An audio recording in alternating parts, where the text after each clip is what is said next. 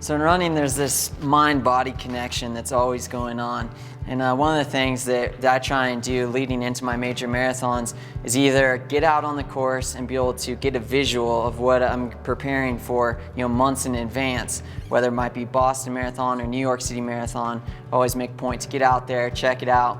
And maybe you can't go out and visit the course that you're gonna run, but maybe you can catch some race footage, whether it's on YouTube or past races, you can get it online or things like that. But it's really important for me to have looked and seen what the environment is, how the course flows. And obviously a course like Boston is a lot more technical than say a course like Chicago where you're just running fast. But even in Chicago, I want to know, okay, well, where are the parts that are heavily crowd supported and where are the parts that are going to be a little bit quieter, and just to get an overall feel of the environment so I can get more comfortable and I can kind of approach the race how I approach my training when I know exactly what's coming, what the scenery is like. It all comes into play in a very real way as we head into these marathons. Yeah, without a doubt. I mean, and it's even the little things that you don't even think about, like going into New York, for example, or into Boston. It's like I got to catch a subway and I got to go into a hotel and I've got to wait for an elevator to take me up 40 floors. It's just everything that's just not your routine. And so much of marathon training is maintaining a routine and staying on that routine. So basically, if you're gonna be successful and really in these high stressful situations of these major marathons, it's making everything a part of your routine. And I think the more you do that in your mind, wherever you are, if you're out here, we run on Green Church Road a lot, I think that side of it, even though you're not in the big city, it's like making yourself in the big city when you're working out.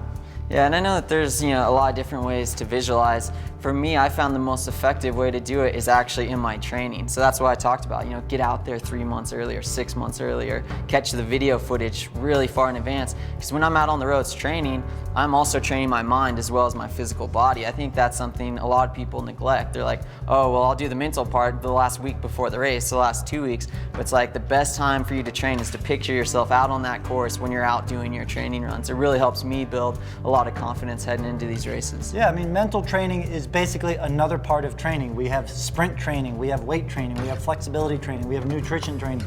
To say that we don't do mental training is a huge mistake, and I think a lot of people do make that mistake, and you can see it come race week where it's like they ate something that they never ate before. They trained in something, they buy shoes at the expo. Oh, I've never worn this shoe, but hey, it looks really cool. And basically they're nervous because they haven't done that mental prep. When you haven't done the prep in anything, you just start scrambling and trying to reach for anything that's gonna help. Yeah, and in training, there's always this delicate balance of how much to do and how many things you want to practice thinking about. I know for me sometimes when I kind of overthink the mental side of it even, where I'm trying to remember all these different things I want to be thinking about during the race, and it can kind of bog me down a little bit. So one thing Coach and I have worked to develop is just simple race mantras. So like before this last race in the Boston Marathon, my race mantra was just to run free. So let myself feel free to lead if I wanted to and free to get out of it if I wanted to. When the guys surged, I was free to just run my own pace and stay to my game plan. And so that was kind of a really nice, easy thing for me to think about, or it wasn't like being like, okay, what am I supposed to be thinking about at mile 14? It was really easy for me just whenever I needed to click into that, just run free, run free. I don't think anyone would argue against the power of your mind, especially when it's in connection with the fit body. So I encourage everyone to, prepare for that months in advance.